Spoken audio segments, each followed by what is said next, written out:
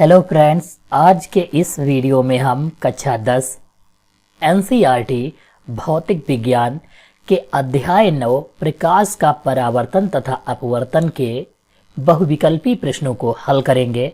इससे पहले हमने प्रकाश के अपवर्तन तथा परावर्तन से संबंधित थ्योरी और न्यूमेरिकल देख चुके हैं, जिसका लिंक आपको डिस्क्रिप्शन बॉक्स में मिल जाएगा। अगर आपने उन्हें नहीं देखा है तो आपको बहुविकल्पी प्रश्न बहुत कम समझ में आएंगे। अगर आप उन दो वीडियो को देखने के बाद आते हो तो आप बहुविकल्पी प्रश्नों को बहुत अच्छे से समझ पाओगे और आपको याद करने की कोई आवश्यकता नहीं पड़ेगी। यह बोर्ड के एग्जाम की दृष्टि से बहुत ही महत्वपूर्ण अध्याय है।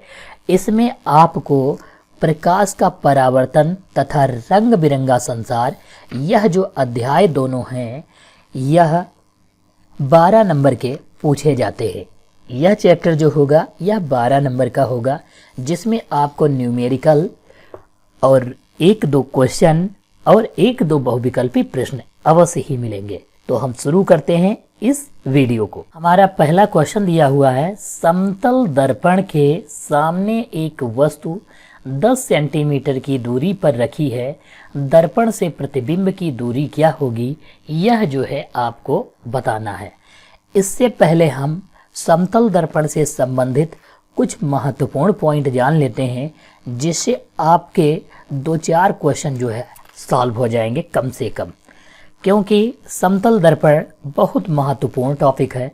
जैसे हम पहला समझ लेते हैं पॉइंट, समतल दर्पण द्वारा जो है वस्तु का प्रतिबिंब हमेशा कैसा बनेगा, यह जो है हम कंडीशन जान लेते हैं। समतल दर्पण होगा तो उससे जो प्रतिबिंब होगा वह आभासी बनेगा, सीधा बनेगा और हमेशा जो है दर्पण के लंबवत उतना ही पीछे ठीक बनेगा जितनी दूरी पर वस्तु रखी है। यानी कि अगर 10 सेंटीमीटर पर वस्तु रखी है तो प्रतिबिंब भी 10 सेंटीमीटर दूरी पर बनेगा। यानी हम कह सकते हैं प्रतिबिंब वस्तु के बराबर दूरी पर बनेगा। प्रतिबिंब कहाँ बनेगा? प्रतिबिंब वस्तु से वस्तु की बराबर दूरी पर बनेगा।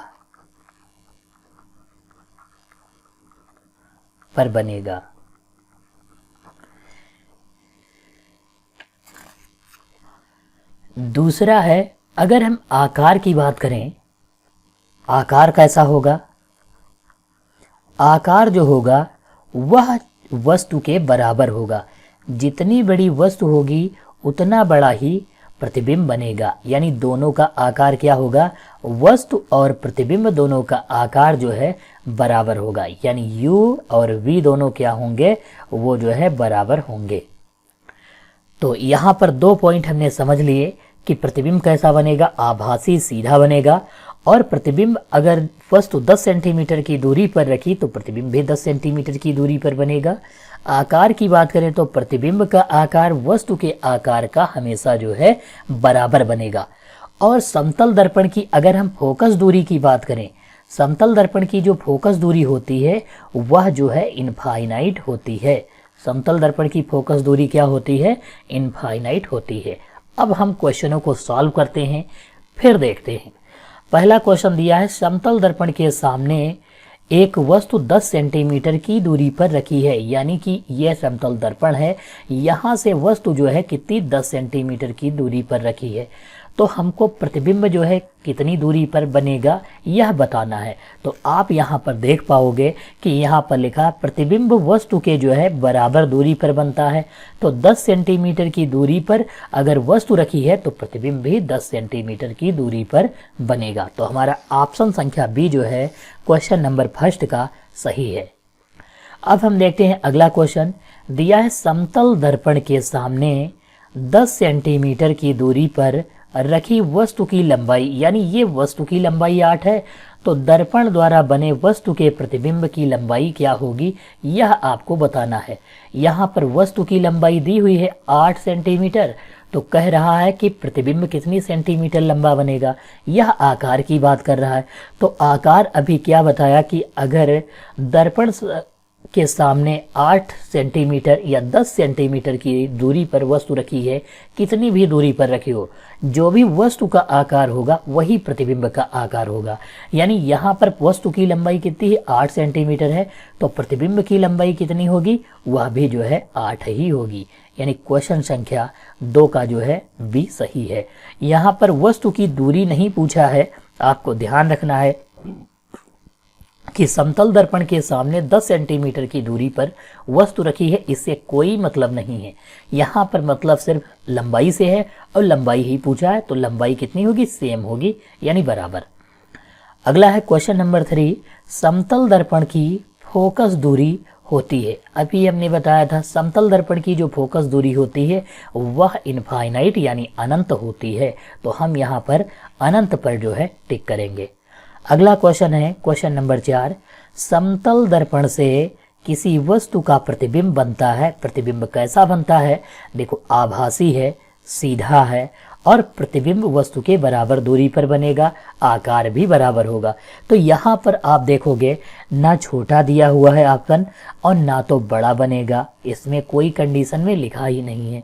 दूसरा वास्तविक भी नहीं लिखा हुआ है, यानी प्रतिबिंब कैसा बनेगा, आभासी जो है बनेगा।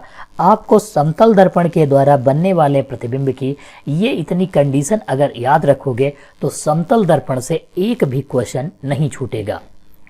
अब हम देखते हैं अगला क्वेश्चन यानी क्वेश्चन नंबर 5 को।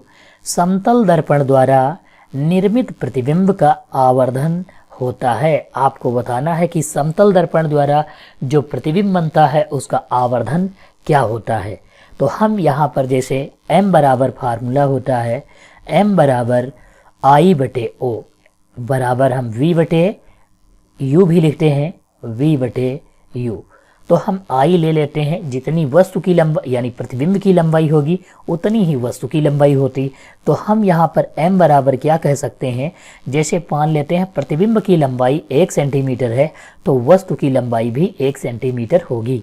क्यों, क्योंकि दोनों की जो है दूरी यानी कि लंबाई जो है बराबर होती। तो 1 से 1 कट जाएगा यानी कितना बच जाएगा, 1 सेंटीमीटर। तो हमारा आंसर 1 हो सकता है। यहाँ पर 1 हम देखेंगे कहीं दिया है, ऑप्शन संख्या फर्स्ट में 1 दिया हुआ है, यह ऑप्शन जो है सही है। क्वेश्चन नंबर 6 दिया है, वक्रता त्रिज्या r तथा फोकस दूरी f में संबंध क्या होता है। तो वक्रता त्रिज्या और फोकस दूरी में संबंध f बराबर r बटे 2 होता है, यह फार्मूला होता है। अगर आपने थ्योरी का वीडियो देखा है तो आप इसको बहुत अच्छे से समझ पाओगे, और नहीं देखा है तो आप सबसे पहले थ्योरी का वीडियो देखिए और फिर न्यूमेरिकल देखिए, जिससे इससे 12 नंबर आप बहुत ही आसानी से प्राप्त कर सको। तो यहाँ पर हम f बराबर r बटे 2 देखेंगे, कहीं पर वैल्यू नहीं लिखी है, इसका मतलब है इसके नीचे 1 मानेंगे और क्रॉस मल्टीप्लाई कराएंगे तो r इक्कम r हो जाएगा और 2 की गुणा f से कराएंगे तो हमारा 2f हो जाएगा, यानी r बराबर 2f हमारा आंसर हो जाएगा। तो r बराबर 2f क्वेश्चन संख्या 6 का सी जो है ऑप्शन सही है, यहाँ पर दिया हुआ है। अगला दिया है क्वेश्चन नंबर 7, एक उत्तल दर्पण की फोकस दूरी 12 सेंटीमीटर है, उत्तल पृष्ठ की त्रिज्या क्या होगी। हमें जो है फार्मूला बिल्कुल यही, इन दोनों को लगाकर ये जितने भी सवाल दिए हैं इनकी वैल्यू को निकालना है, केवल डिफरेंस थोड़ा सा होगा।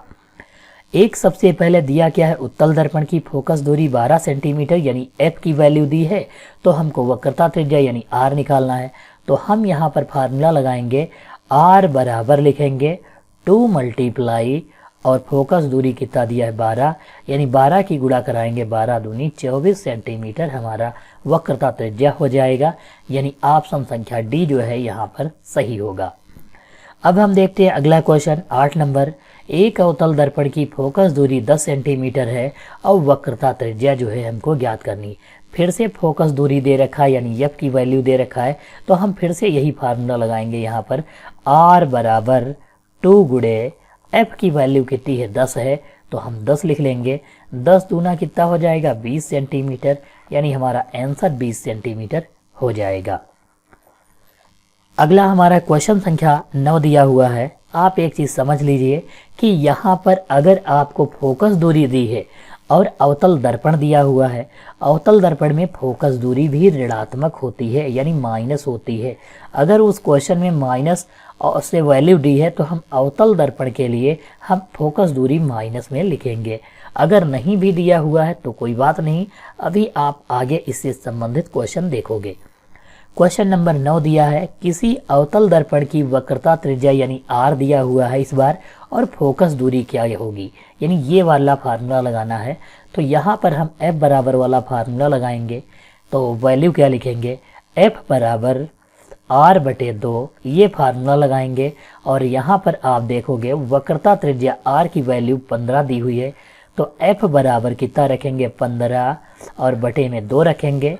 2 से काटेंगे 2 सती 14, 1 बच गया, पॉइंट लगाएंगे 0, यानी 7.5 सेंटीमीटर आ जाएगा फोकस दूरी। f बराबर कितना आ जाएगा 7.5 सेंटीमीटर आ जाएगा। आप देखोगे b और d बिल्कुल जो है सेम दिए हुए हैं यहाँ क्वेश्चन नंबर 9 में, लेकिन यहाँ पर हम ध्यान देंगे अवतल दर्पण दिया हुआ है, इसका मतलब हमको माइनस वाली लिखनी है फोकस दूरी, यहाँ पर माइनस लगाकर लिखना होगा। तो हमारा 7.5 यानी क्वेश्चन नंबर बी का सही होगा। अब हम देखेंगे अगला क्वेश्चन, क्वेश्चन नंबर 10। एक उत्तल दर्पण की फोकस दूरी 20 सेंटीमीटर है, वक्रता त्रिज्या बतानी है।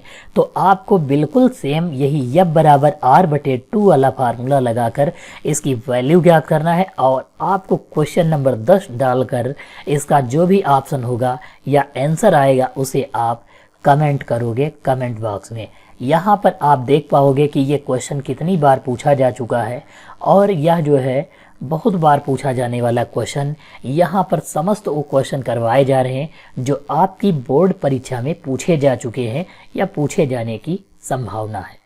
अब हम देखेंगे इसे आप जो है आंसर को कमेंट बॉक्स में कमेंट करोगे। अगला है क्वेश्चन नंबर 11 दिया, उत्तल दर्पण के सामने रखी वस्तु का प्रतिबिंब बनता है। सबसे पहले यहाँ पर क्वेश्चन नंबर 11 में दिया हुआ है कि उत्तल दर्पण के सामने एक जो है क्या रखी है, वस्तु रखी है, उसका प्रतिबिंब कैसा बनेगा, कहाँ पर बनेगा, यह जो है हमें बताना है। तो हम सबसे पहले क्या करते हैं कि एक जो है उत्तल दर्पण ले लेते हैं। ये हमारा कुछ इस प्रकार जो है उत्तल दर्पण है। इसके जो है आंतरिक पृष्ठ पर जो है कलाई होती है। क्या होती है, आंतरिक पृष्ठ जो होता है वहाँ कलाई होती है। ये जो होता है दर्पण का ध्रुव P होता है, और ये तो दर्पण है हमारा। यहाँ पर जो है ये फोकस दूरी f होता है, और इसके बाद जो है यहाँ पर कुछ दूरी पर वक्रता त्रिज्या c होता है। अब हमको यहाँ पर करना क्या है, ये जो है आप देख रहे हैं ये क्या है, हमारी मुख्य अक्ष है, और वस्तु हम रखते हैं उत्तल दर्पण के सामने। ये उत्तल दर्पण है, इसके सामने कहीं अनंत पर जो है वस्तु रखी हुई है। ये वस्तु कहाँ रखी है, वस्तु जो है मान लेते हैं अनंत पर रखी हुई है। तो अगर कोई भी प्रकाश की किरण मुख्य अक्ष के समांतर जाती है तो वह जो है दर्पण से टकरा कर जो है पुनः वह जो है परावर्तित हो जाती है, यानी ऐसे जो है वापस लौट जाएगी। अगर हम इसे पीछे बढ़ाएंगे तो ये जो है मुख्य फोकस से होकर जो है गुजरेगी। कहाँ से गुजरेगी, मुख्य फोकस से। अगला हम एक और किरण लेते हैं और इसे जो है उत्तल दर्पण से टकराकर यह पुनः जो है अपने मार्ग में वापस लौट जाती है दूसरी तरफ, और इसे जब हम मिलाएंगे तो ये भी जो है मुख्य फोकस से होकर गुजरती है। यानी ये कहाँ, इसको पीछे अगर जो दोनों पार्टों को मिलाएंगे तो मुख्य फोकस पर काटेगी। तो यहाँ पर हम कह सकते हैं कि प्रतिबिंब जो है कहाँ बन रहा है, ये जो दर्पण है, दर्पण के सामने तो वस्तु रखी है, ये क्या है, ये हमारी जो है वस्तु है, और प्रतिबिंब मुख्य फोकस पर बन रहा, यानी कि F पर जो है बन रहा है। और ये क्या है, दर्पण के पीछे बन रहा है। आगे ये वाला भाग है, ये जो है क्या है, दर्पण के आगे वस्तु रखी है, और प्रतिबिंब कहाँ बनेगा, प्रतिबिंब जो है पीछे बनेगा। तो हमारा आंसर क्या हो जाएगा, यहाँ पर दर्पण के पीछे जो है बनेगा प्रतिबिंब। हमेशा जो है उत्तल दर्पण में प्रतिबिंब पीछे ही बनता है। आप ध्यान दे दीजिए कि अगर उत्तल दर्पण लिखा है तो हम याद रखेंगे प्रतिबिंब कहाँ बनेगा, हमेशा जो है उत्तल दर्पण के पीछे जो है बनेगा।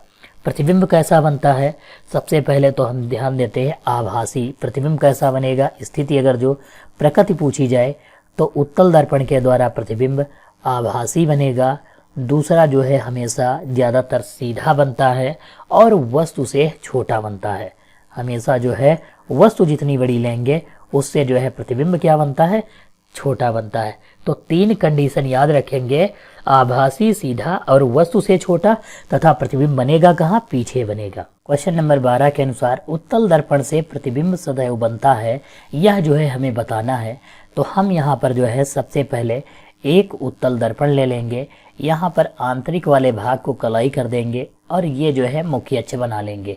जैसे मान लेते हैं कि यह जो है एक वस्तु रखी हुई है, यहाँ पर दर्पण के आगे वस्तु रखी हुई है। अगर यहाँ पर जो है हम फोकस दूरी ले लेते हैं यानी एफ ले लेते हैं, ये दर्पण का ध्रुव P है और ये जो है वक्रता त्रिज्या यानी वक्रता केंद्र C है। अगर यहाँ से जब कोई प्रकाश की किरण दर्पण से टकराती है यानी मुख्य अक्ष के समांतर जाती है तो वह जो है दूसरे मार्ग में परावर्तन के पश्चात वापस जो है लौट जाती है। अगर हम इसे पीछे बढ़ाएंगे तो यह जो है कहाँ से गुजरेगी, मुख्य फोकस से होकर जो है गुजरेगी।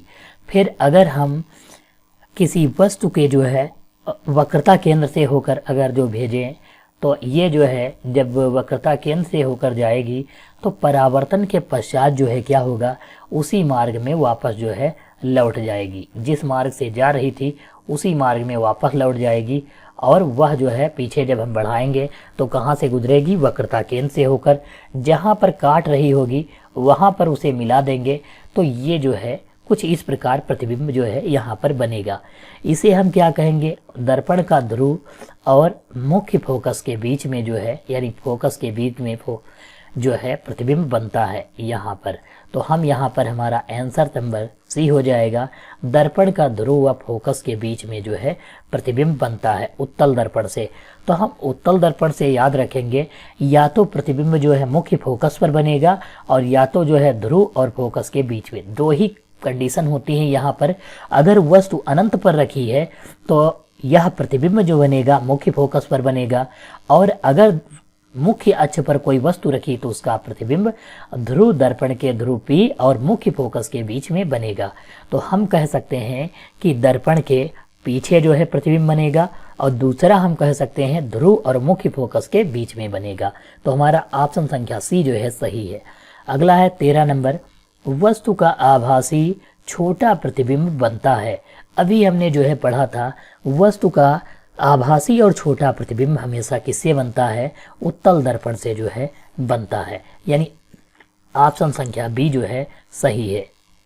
अगला है हमारा क्वेश्चन, किसी अवतल दर्पण द्वारा आभासी, सीधा तथा आवर्धित प्रतिबिंब बनता है जब वस्तु की स्थिति क्या हो, यानी कि वस्तु कहाँ पर रखी हो तब जो है ये प्रतिबिंब बनेगा, आभासी, सीधा और जो है दूसरा क्या होगा, दूसरा जो है आवर्धित प्रतिबिंब की बात कर रहा है। तो हम यहाँ पर जो है सबसे पहले ये समझ लेते हैं कि अवतल दर्पण अगर जो दिया होगा तो उसकी जो है बहुत सारी कंडीशनें होती हैं जिसके अनुसार प्रतिबिंब बनता है। अगर इस कंडीशन की बात की जाए तो यह ऐसी एक ही कंडीशन है जिसमें अवतल दर्पण द्वारा आभासी प्रतिबिंब बनता है। तो इसमें हम वस्तु को कहाँ रखेंगे, दर्पण के ध्रुव और मुख्य फोकस के बीच में। अभी आपने देखा था जब उत्तल दर्पण था तो यहाँ पर आपने देखा था कहाँ रखा गया था, दर्पण के ध्रुव और जो है मुख्य फोकस के बीच में प्रतिबिंब बन रहा था और वस्तु मुख्य अक्ष पर रखी थी। ये हमारी मुख्य अक्ष हो जाती है, यहाँ पर फोकस है और ये जो है हम वक्रता केंद्र यानी C ले लेते हैं।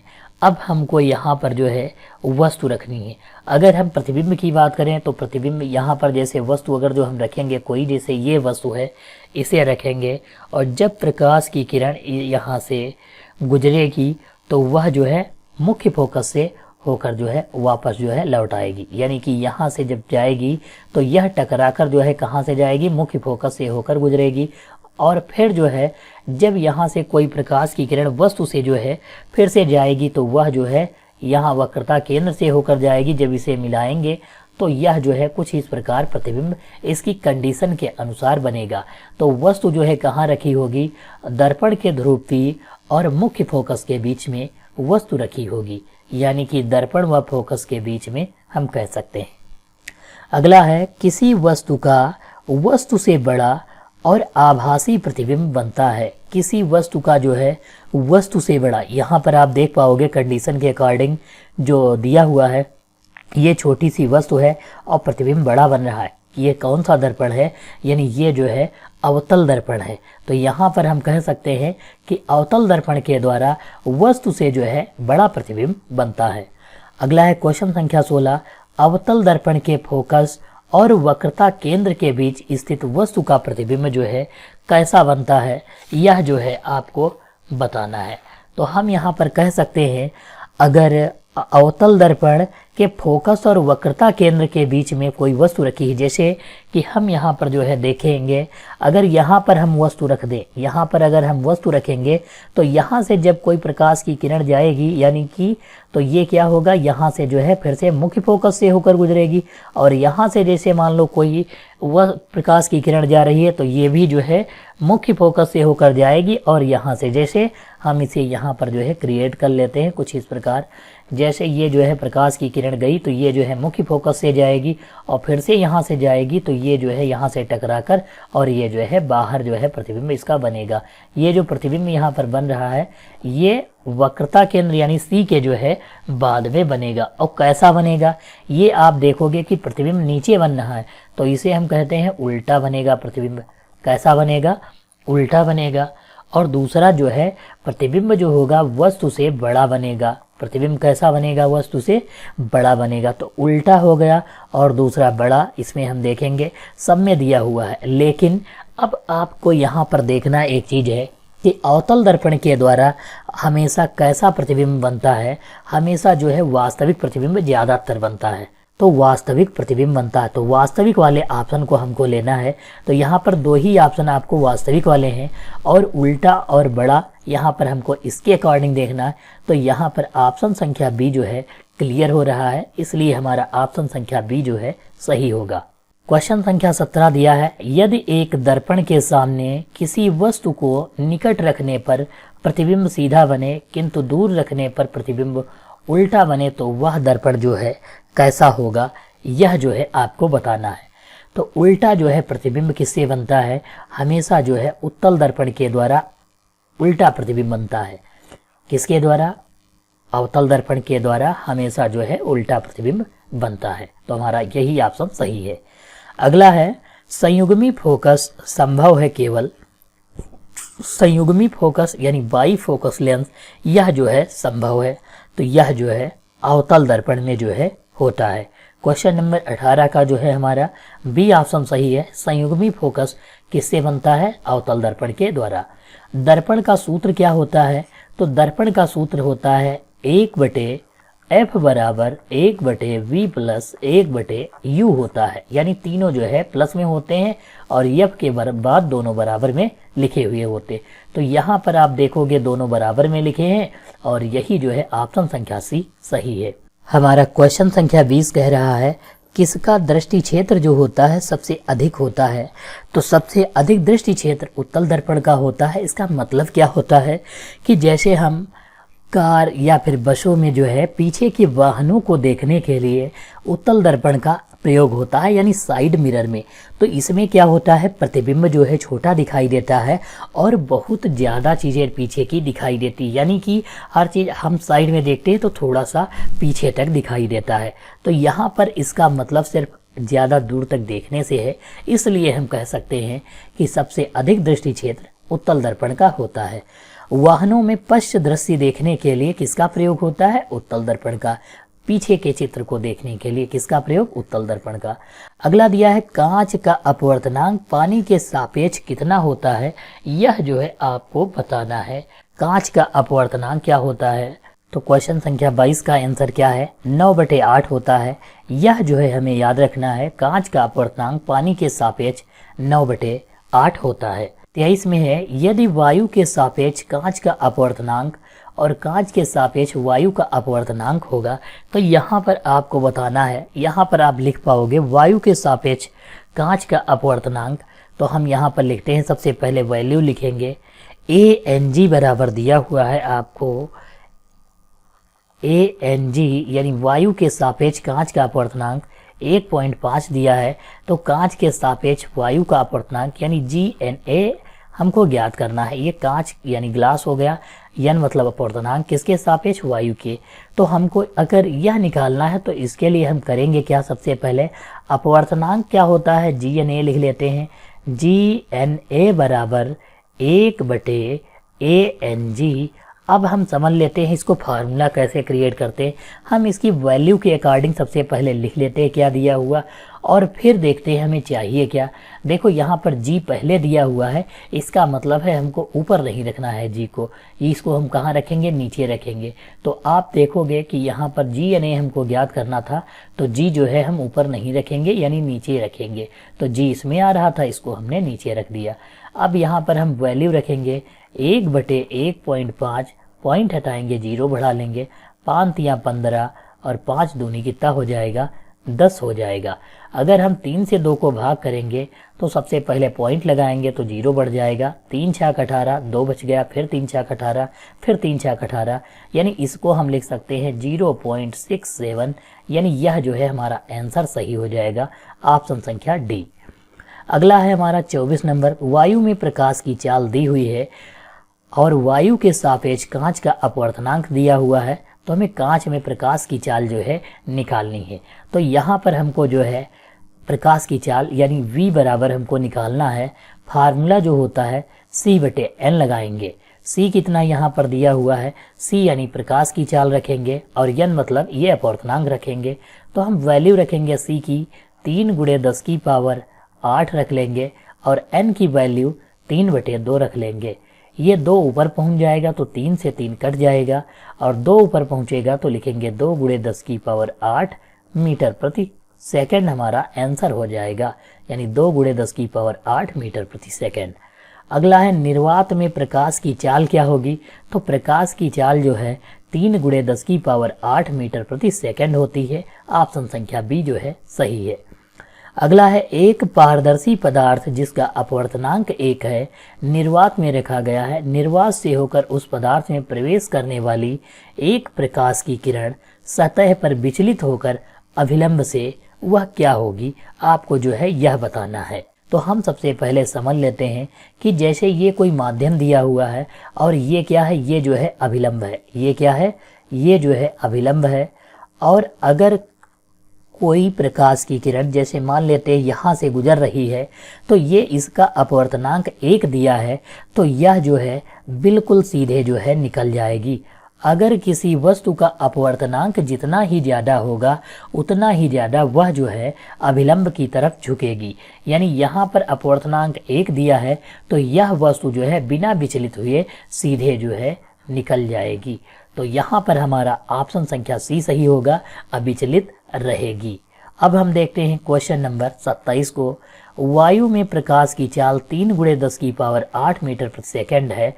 जल का अपवर्तनांक कितना दिया है, प्रकाश की चाल जो है हमको ज्ञात करनी है। वायु में प्रकाश की चाल और ये जो है जल में प्रकाश की चाल हमको बतानी है। तो हम यहाँ पर जो है फार्मूला लगाएंगे V बराबर C/N वाला। तो हमको जो है यहाँ पर फार्मूला लगाएंगे, ये आपको C जो है दिया हुआ है और N की वैल्यू यह दी हुई है, यानी C की वैल्यू 3 × 10⁸ रख लेंगे और दूसरा जो है N की वैल्यू कितनी दी है, 4/3 दिया है। 3 ऊपर पहुंच जाएगा तो 3 3 9 हो जाएगा, यानी 9/4 × 10⁸ हो जाएगा। 9 को हम 4 से भाग देंगे, 4 दूनी 8, पॉइंट लगाएंगे 0 बढ़ जाएगा, 10 हो जाएगा। 4 दूनी 8, 4 पंचे 20, 2.25 × 10⁸ मीटर प्रति सेकंड हमारा आंसर जो है हो जाएगा, यानी 2.25 × 10⁸, यानी ऑप्शन संख्या ए जो है सही होगा। अब हम देखते हैं अगला क्वेश्चन। अगला क्वेश्चन दिया है 28 नंबर। कांच की स्लैब से गुजरती प्रकाश की किरण का कौन सा पथ जो है सही है, यह आपको बताना है। तो हम सबसे पहले यहाँ पर जो है अपवर्तनांक समझ लेते हैं कि कांच जो होता है उसका अपवर्तनांक जो है कितना होता है। तो कांच का अपवर्तनांक जो होता है 1.52 होता है। अगर अभी हमने बताया था कांच का अपवर्तनांक 1 है तो 1 से अब यहाँ पर आप देखोगे तो 1 होगा तो सीधे निकल जाएगी, और अगर माइनस में होगा तो यह जो है ऊपर की तरफ जाएगी, और प्लस में होगा तो यह नीचे की तरफ जो है मुड़ जाएगी, यानी अभिलंब की तरफ जो है झुक जाएगी। अगर हम इसकी बात करें तो ये जैसे मान लेते हैं यहाँ से ऐसा कुछ दिया है, तो ये जो है सीधी प्रकाश की किरण यानी जिसका अपवर्तनांक 1 होगा वह सीधे जाएगी, और यह किरण जो है किसकी तरफ, अभिलंब की तरफ झुक रही है, यानी कि यही ऑप्शन संख्या बी जो है हमारा सही होगा। आप यहाँ पर देखोगे ये जो है सीधे जा रही है, इसलिए ये गलत है, क्योंकि सीधे यानी कि अपवर्तनांक अगर जो 1 होता तो वह जो है प्रकाश की किरण सीधे निकल जाती। यहाँ पर जो है ये माध्यम दिया हुआ है, यह भी सीधे गई फिर मुड़ी है, यानी कि जो आपको दूसरे माध्यम में जाने पर उसे मुड़ना था, लेकिन यह देखो यहाँ पर बिल्कुल सीधे नीचे की तरफ चली गई, इसलिए यह गलत। तो इसलिए हमारा ऑप्शन संख्या बी जो है सही होगा। क्वेश्चन नंबर 29 में दिया है, आपको जल, सरसों का तेल, ग्लिसरीन, केरोसिन दिया गया है। इन सब में एक समान कोण पर प्रकाश की किरण आपतित की गई है। किस माध्यम से किरण अधिकतम जो है झुकेगी, यह जो है आपको बताना है। तो यहाँ पर जो है आपको किन किन चीज़ों के जो है अपवर्तनांक पता है, उसके बेस पर आप जो है इसका आकलन कर पाओगे। यहाँ पर हम 2-4 चीज़ों के 4 चीज़ें दी हुई हैं, इनमें कुछ चीज़ों के हम देख लेते हैं अपवर्तनांक क्या होते हैं। जल का अपवर्तनांक 1.33 होता है, यह आपको जो है याद रखना है। अगला जो है कैरोसिन, कैरोसिन का अपवर्तनांक 1.44 जो है होता है। तो आप यहाँ पर देखोगे कि इन दोनों का अपवर्तनांक जो है पता है 1.44 होता है, और दूसरे का 1.33 होता है। सरसों के तेल का अपवर्तनांक जो होता है 1.46 होता है, और ग्लिसरीन का अपवर्तनांक 1.5 होता है।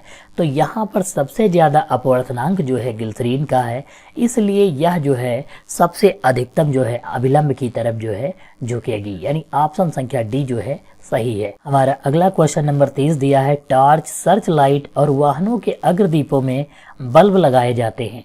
तो इनमें जो है अवतल दर्पण का प्रयोग होता है, अवतल दर्पण का प्रयोग होता है, और वह भी बिल्कुल जो है टॉर्च में जस्ट सामने जो है तुरंत लगाया जाता है। यानी हम यहाँ पर कह सकते हैं मुख्य फोकस के जो है बहुत ज़्यादा निकट जो है बल्ब लगाए जाते हैं, यानी कि यहाँ पर ऑप्शन संख्या बी जो है सही है। अगला है लेंस का सूत्र क्या है। तो लेंस का सूत्र होता है 1/f बराबर 1/v माइनस 1/u जो है होता है, यानी यहाँ पर ऑप्शन संख्या जो है ए सही है 31 का। 1/f बराबर 1/v माइनस u जो है होता है। अगला है लेंस की क्षमता क्या होता है, इसको ज्ञात करने की सूत्र p बराबर 1/ जो है f होता है, और वो भी जो है काहे में, फोकस दूरी जो है मीटर में अगर दिया हुआ है तो p बराबर 1/f मीटर में होता है, यानी ऑप्शन संख्या डी जो है सही है। अगला है किसी लेंस की जो है आवर्धन का सूत्र क्या होता है।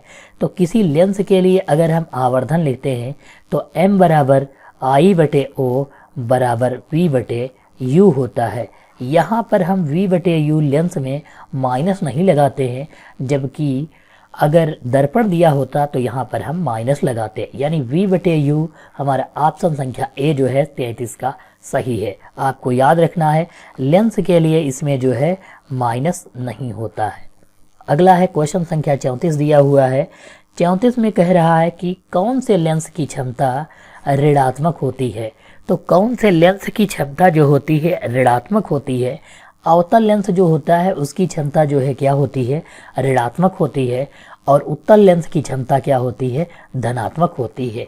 यह हमें जो है याद रखना है। अवतल लेंस की क्षमता को हम किससे लिखते हैं, P से लिखते हैं, और यह कैसी होती है, ऋणात्मक होती है। इसका मात्रक क्या होता है, डायोप्टर होता है, जिसे हम शॉर्ट में कैपिटल D भी लिखते हैं। क्वेश्चन नंबर 35 दिया है, यदि कोई वस्तु एक उत्तल लेंस के सामने 2f पर रखी हो तो लेंस से उसके प्रतिबिंब की दूरी जो है क्या होगी।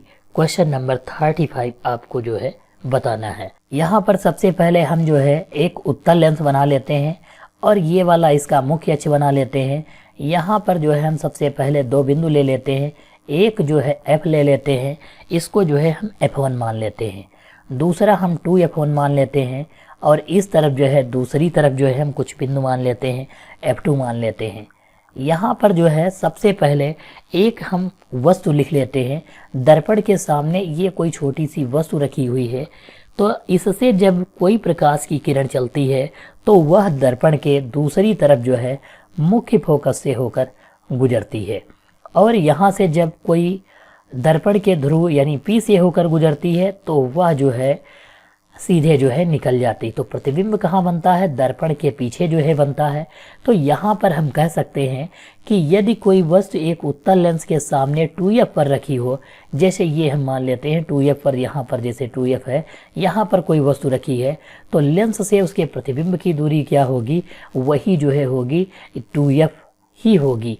यानी यहाँ से जितनी दूरी इसकी है उतनी ही दूरी पर जो है वस्तु रखी जाती है। तो यहाँ पर हम कह सकते हैं कि 2f ही प्रतिबिंब की दूरी होगी। उत्तल लेंस से किसी वस्तु का वास्तविक उल्टा तथा बड़ा प्रतिबिंब बनने के लिए वस्तु को जो है कहाँ पर रखना होगा, यह जो है आपको बताना है। तो आप यहाँ पर देख पाओगे, अगर आपको वास्तविक और उल्टा चाहिए तो यहाँ पर आप देखोगे उल्टा है प्रतिबिंब, और ये जो वस्तु रखी थी इससे यह जो है बड़ा बनेगा प्रतिबिंब। कैसा बनेगा? बड़ा बनेगा। तो यह जो है वस्तु कहाँ रखी है? F1 और 2f के बीच में। यानी कि यहाँ पर हम कह सकते हैं लेंस से f और 2f के बीच में अगर हम वस्तु रखते हैं तो उसका प्रतिबिंब वास्तविक उल्टा और बड़ा बनेगा। अगला है क्वेश्चन संख्या 37। निम्न में से किसके सामने रखी वस्तु का प्रतिबिंब सदैव सीधा, आभासी तथा छोटा बनता है? क्वेश्चन संख्या 37 में आपको बताना है कि किसके सामने रखी वस्तु का प्रतिबिंब सदैव जो है सीधा, आभासी और छोटा बनता है। तो अवतल लेंस जो होता है उसके सामने अगर हम वस्तु रखेंगे तो प्रतिबिंब जो है हमेशा कैसा बनता है? सीधा, आभासी और छोटा जो है बनता है। यानी ऑप्शन संख्या जो है बी सही है यहाँ पर। अगला है, किसी वस्तु का अवतल लेंस द्वारा प्रतिबिंब सदैव कैसा बनता है? वह जो है सीधा, आभासी और वस्तु से जो है हमेशा छोटा जो है बनता है, क्योंकि अवतल लेंस में दो ही कंडीशन होती है जिसके कारण प्रतिबिंब जो है कैसा बनता है? सीधा, आभासी और छोटा। यह जो है लेंस है इसलिए इसकी कंडीशन जो है अलग है, दर्पण में अलग होती है। अगला है क्वेश्चन संख्या 39 दिया है, लेंस बनाने में कौन सा लेंस बनाने में प्रयुक्त किया जाता है? कौन सा ऐसा पदार्थ है? जल, कांच, प्लास्टिक या ये सभी? तो लेंस बनाने में हमेशा जो है कांच का प्रयोग किया जाता है। अगला है क्वेश्चन संख्या 40 दिया हुआ कि एक उत्तल लेंस की फोकस दूरी यानी f बराबर दिया हुआ है, उसकी क्षमता बतानी है। तो फार्मूला होता है P बराबर 1/f फार्मूला होता है। तो वो भी ये जो है मीटर में होता है। तो 1/, हम f कितना दिया है? सेंटीमीटर में दिया है, तो इसको हम 100 यहाँ पर लिखेंगे और नीचे f की जगह पर 20 लिखेंगे। क्योंकि यह सेंटीमीटर में दिया है इसलिए हम सेंटीमीटर वाला मात्रक लगाएंगे। हम यहाँ पर अगर मीटर में दिया है तो यह लिखेंगे फार्मूला, और सेंटीमीटर में दिया है तो 100/f सेंटीमीटर हम लिखेंगे। तो ये हम फार्मूला 100 हो गया, f का मान 20 हो गया, 20 पंचे 100 यानी P बराबर 5 डायोप्टर जो है हमारा आ जाएगा आंसर। तो यहाँ पर ऑप्शन संख्या डी जो है सही है। क्वेश्चन संख्या 41 दिया हुआ है यहाँ पर कि 50 सेंटीमीटर फोकस दूरी वाले लेंस की क्षमता क्या होगी? 50 सेंटीमीटर फोकस दूरी दी है, यानी f बराबर कितना दिया है? 50 सेंटीमीटर दिया है। तो हमको P निकालना है। P निकालने के लिए क्या करेंगे? यहाँ पर हम 100/f फार्मूला लगाएंगे, यानी कि सेंटीमीटर वाला फार्मूला लगाएंगे। 100 लिखेंगे, f की जगह पर 50 लिखेंगे, 50 दूना 100 होता है, यानी 2 डायोप्टर वो भी प्लस का जो है हमारा आंसर हो जाएगा। यानी ऑप्शन संख्या बी जो है 41 का सही होगा। अगला क्वेश्चन है, -5D क्षमता के लेंस की फोकस दूरी जो है बतानी है। यहाँ पर P की वैल्यू जो है माइनस में अगर दी हुई है, इसका मतलब है यह जो है अवतल लेंस है और फोकस दूरी जो आएगी वो भी माइनस में आएगी। यानी हमको फार्मूला लगाना है f बराबर, इसको हम f बराबर लिखेंगे। तो f बराबर हमारा क्या हो जाएगा? 1/, हम यहाँ पर कितना लिख सकते हैं? f लिख सकते हैं। 1/, कितना लिख सकते हैं? 1 मिनट P लिखेंगे, क्योंकि हमको जो है P दिया हुआ है। 1 की वैल्यू 1 रख लेंगे, P की वैल्यू -5 रख लेंगे, इसको भाग करेंगे तो 0.2 आ जाएगा। 5 एकम 5, 5 दूनी 10, यानी कि 0 पॉइंट माइनस का वो भी 2 मीटर हो जाएगा। हमारा आंसर संख्या सी जो है हो जाएगा 42 में। अगर हम यहाँ पर जो है 100 बटे रखते तो हमारा आंसर जो है कितना आ जाता, 5 से हम फिर से काटते 20 सेंटीमीटर होता। 20 सेंटीमीटर यहाँ पर कोई ऑप्शन है नहीं, तो हमको मीटर में बदलने के लिए फिर से डिवाइड करना पड़ता। इसलिए यहाँ पर हम ऑप्शन देखकर जो है वैल्यू मीटर में रखे हैं, यानी फार्मूला। अब अगला देखेंगे, 43 में माइनस का 10d दिया हुआ है, क्षमता वाले लेंस की फोकस दूरी बताना है। तो यहाँ पर सेंटीमीटर सेंटीमीटर मीटर दोनों दिए हैं, तो हमको फिर से जो है फार्मूला यही लगाएंगे। f बराबर वैल्यू जो है फिर से माइनस दिया हुआ है, p बराबर माइनस का 10 डायोप्टर। तो हम यहाँ पर फिर से लिखेंगे 1/p की वैल्यू माइनस का 10, और इसको डिवाइड करेंगे तो कितना हो जाएगा, 0.1 हो जाएगा, वो भी माइनस का और मीटर में। इतना आंसर दिया नहीं है यहाँ पर, आप देख पाओगे।